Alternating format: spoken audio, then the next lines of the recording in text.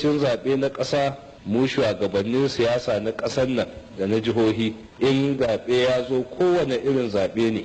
muna hita maimako mu hita mu yaƙin neman zaɓe na neman ra'ayin jama'a su zo su zaɓi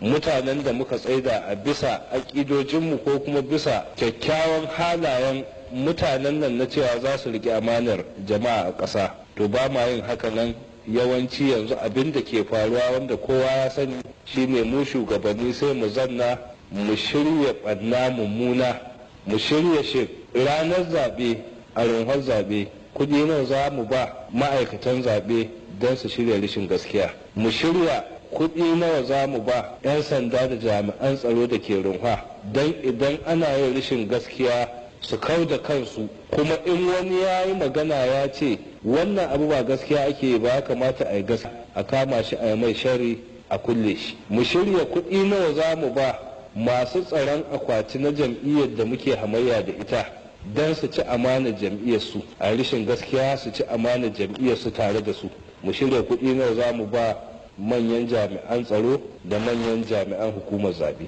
na faɗi cewa yanzu wannan abin da ake haka yadda ake shirya zaɓe ƙasar nan wannan shine ke ba da mulki ashe ba Allah ba yanzu wannan abin da ake wannan ɓannar da ake tafka nan ƙasar wurin zaɓe yanzu wannan ba abin kunya ba ne ga duk mai hankali a cikin ƙasar nan ta Najeriya yanzu wannan ita ce demokaradiyya din da ake magana wannan ba demokaradiyya ba ce abin da ke cikin wannan zalunci ƙarya cin amana munafunci da makirci yaya muke tsammanin mu shugabannin siyasa da 'yan siyasa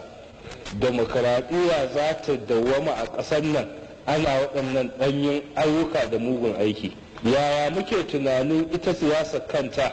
muna waɗannan abubuwan a ce Allah zai batta a samu dawwammamen demokaradiyya su kuma mutanen da suke bin mu suna bin mu ne su tsaya lalle dole su ce sai wani gani suke suna da wasu bukatu wanda sai wani din nan ya kai kan bisa kujerar mulki za su yi amfani da shi su samu biyan bukatunsu to wannan hanyar mutane su sani idan Allah ya tashi ba mutum mulki ko an bi wannan hanyar wadda ba ta da kyau ko ba a bi ba ya tada alkawalin shi zai ba shi mulkin amma waɗannan hanyoyin da ake bi cikin siyasar ƙasar nan wanda ya samu mulkin sai mulki ya zama mashi masifa wanda suka tasa mutumin gaba suna ta jaza gaba suna ta cewa lallai sai shi yana hawan kujerar mulkin da su zai fara ɓatawa ya zama na maganin su ba ya sanyi don a lokacin ne za su san cewa ba hawan shi kujerar zai biya musu bukatunsu ba mai biyan bukatar daban yake shi kuma wanda ya hau kan kujerai